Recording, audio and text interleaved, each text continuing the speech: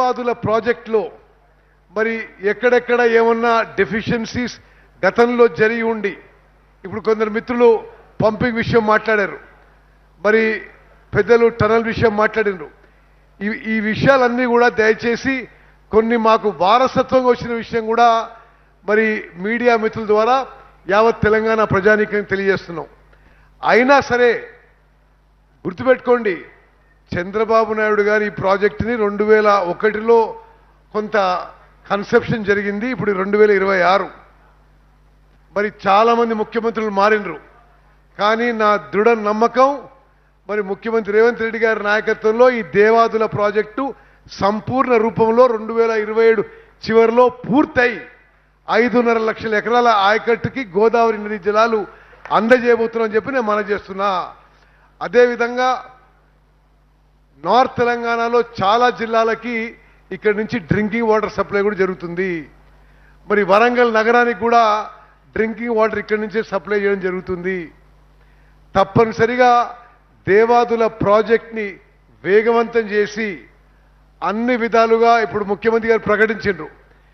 దేవాదుల ప్రాజెక్టుతో సహా రాష్ట్రంలో ఉన్న ఇరిగేషన్ ప్రాజెక్టులన్నిటికీ ఎక్కడెక్కడైతే భూసేకరణకి నిధులు కావాలనో వచ్చే జూన్ 2 లోపల రాష్ట్రంలో ఉన్న అన్ని ఇరిగేషన్ ప్రాజెక్టులకి అదనపు నిధులు కేటాయించి, ఎన్ని నిధులు అవసరం ఉన్నా కేటాయించి మొత్తం ఇరిగేషన్ ప్రాజెక్టులకి భూసేకరణ జూన్ లోపల పూర్తి చేస్తామని చెప్పి ముఖ్యమంత్రి గారు ఈరోజు ప్రకటన చేసిండ్రు. వారిని నేను అభినందిస్తున్నా.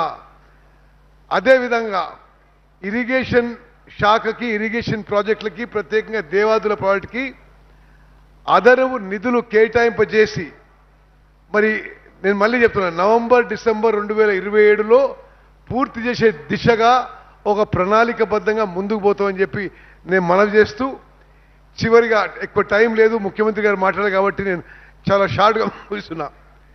గోదావరి నదీ జలాలపై ముఖ్యమంత్రి రేవంత్ రెడ్డి గారి మా కాంగ్రెస్ ప్రభుత్వం ఒక్క చుక్క నీటి కూడా త్యాగం చేయడానికి, ఎవరికి వదులుకోవడానికి సిద్ధంగా లేము.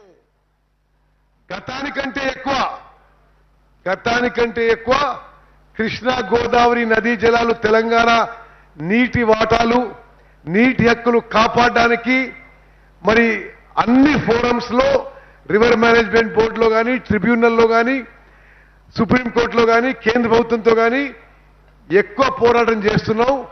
తప్పనిసరిగా మా కాంగ్రెస్ ప్రభుత్వంలో గోదావరి నదీ జలాల విషయంలో కానీ, కృష్ణా నదీ జలాల విషయంలో కానీ మరి తెలంగాణ యొక్క నీటి వాటా, నీటి హక్కులు మేము సంపూర్ణంగా కాపాడుకుంటాం.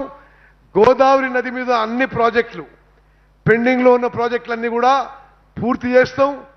మరి అదేవిధంగా ఎస్ఆర్ఎస్పి ప్రాజెక్టు చాలా గొప్ప ప్రాజెక్ట్. అది 120 టీఎంసీలకి కెపాసిటీతో కడితే ఈరోజు క్రమక్రమంగా సిలిటేషన్ అండ్ సెడిమెంటేషన్ వల్ల దాని కెపాసిటీ 80 టీఎంసీకి తగ్గింది.